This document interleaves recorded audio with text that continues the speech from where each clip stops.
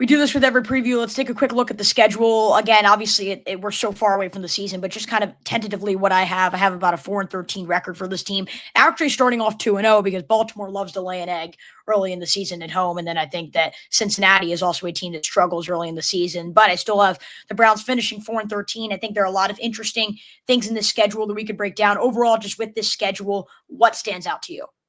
Well, it's tough. It's a really, really tough schedule in my mind, and it includes a lot of really good quarterbacks. Of course, in your own division, all you have to do is look right there to find some of the best quarterbacks in the NFL.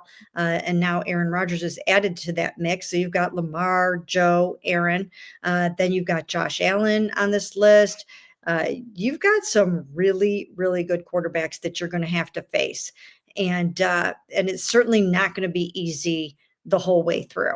So the other thing that stands out to me about the schedule is they have they start out with those 2 AFC North games, and then they move into 3 NFC North playoff teams from last year, and then they have excuse me. Good. They have 5 out of 6 on the road that they have to get through.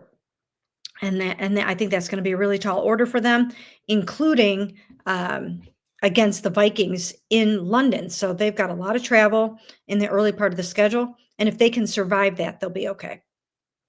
Yeah, obviously, I think that week 4 to week 6 stretch is very challenging. Obviously, a Detroit team that's great. We'll see what Minnesota is made of after a 14-3 season. Again, that game in London, as you mentioned, and then on the road against Pittsburgh, no matter who's quarterbacking that team, that's always a very tough environment. Right now, it is a 4th place schedule, but you look, it's currently the 13th hardest in the NFL just based off opponent win percentage from last season. And then per start football analytics, just based on the teams that are playing this year, their projected win total for the coming season, they're saying it's going to be the 2nd hardest schedule in the NFL. So definitely not easy for the Browns at all in that stretch. Also, again, no primetime games in there as well. Look, I mean, you look at the schedule, I think that I truly do think there are some opportunities for them to pick up wins, like maybe against Tennessee or maybe against the Jets. Overall, what do you really find as the ceiling for this team, considering they were an 11-win team a few years ago and a 14-loss team last year?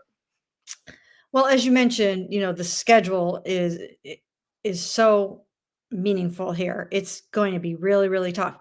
But I would think that if they can get the turnover differential turned around from what they did last year, that they can double their win total of 3 victories last year. I think they can win 7 games, maybe 8 if things go really well. And that would be dependent on getting some really good, clean quarterback play. It will all come down to that. If they are going to make the quarterback change, you expect it to come in right after that week 9 bye? It's hard to say. It depends on where they're at that point. If they still have a chance and they're in the thick of it, and Kenny or Joe or some combination of that are going well, then maybe they continue on with that and give the younger guys some time a little bit later on. I think it all depends on where they're at.